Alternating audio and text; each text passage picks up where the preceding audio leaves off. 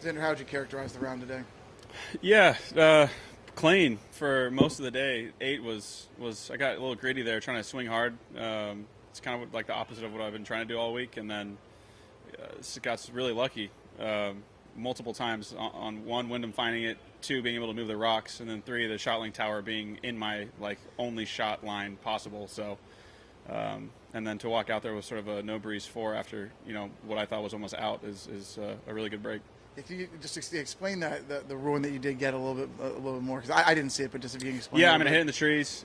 My ball was probably like a foot or 2 feet from the fence. If I, ball was here, fence was kind of here, hitting back this direction. If I went towards the green, the fence kind of worked this way. So I actually had what I could probably hit like a 4-iron or something low and just try and run it through. And if it got stuck, I would just hit my next one out. But I brought the rules official in there with me because I was like, you got to be okay with this because this is literally the only shot I can hit. So Austin and I moved two massive rocks that weren't embedded, and then I got relief out of the junk, and then hit a pretty good shot on the green from there. So what was a very stressful moment turned into a pretty stressless par.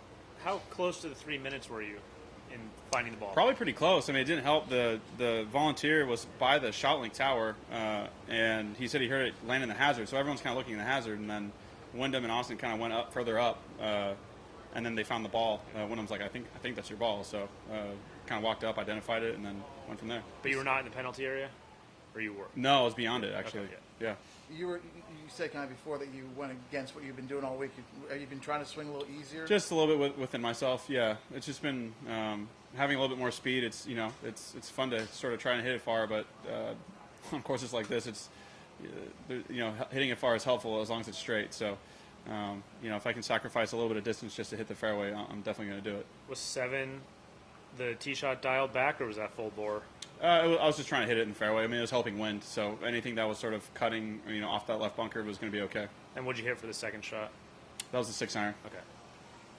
This course prides itself on its finish, right? The back, 16, 17, 18. Mm-hmm. Those were your 7, 8, 9 today. Did that change the way you had to approach, or did it change the way you thought about going through the round, where you had that bite early, and then did it change? Maybe a little bit. It's not something we're really thinking about. I guess it falls sort of in the middle of your round. So, however you go through that stretch, you have plenty more golf ahead of you. So, besides that, no matter if you're playing them, 7, 8, 9 or 16, 17, 18, they're always hard. You got the birdie on the par 3, which is one of only a few birdies on that one, Mm-hmm. and then followed up with the only bogey on the card today. Yeah. So it did kind of bite back a little bit there, but Mm-hmm. having 9 holes ahead of you, instead of finishing on that kind of note, you were able to go 9 more holes and put that kind of behind you at that point. Yeah, the bogey was very much in there. We basically chipped out. I had a shot to sort of punch it up towards the green. Hazard was very much in play, so Austin sort of talked me. I wanted to punch it up forward. He sort of talked me out of it, and it took 6 pretty much out, but 5 was, you're going to make a 5, probably 80-90% of the time to that pin with that wind and how firm the greens are. Going back to the swinging within yourself, last few weeks, have you been going at it hard, falling in love with the speed? Or don't we all? It's what everyone's trying to do, trying to hit it further and harder. But, it just sort of messes my sequence up a little bit. So just trying to dial it back a touch. Makes sense. Do you like playing a golf course like this the week before a major championship, having this kind of test?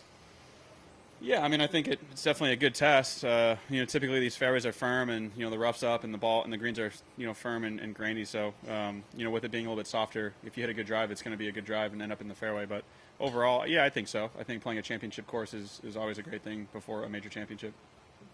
Cool. Thanks. Thank you.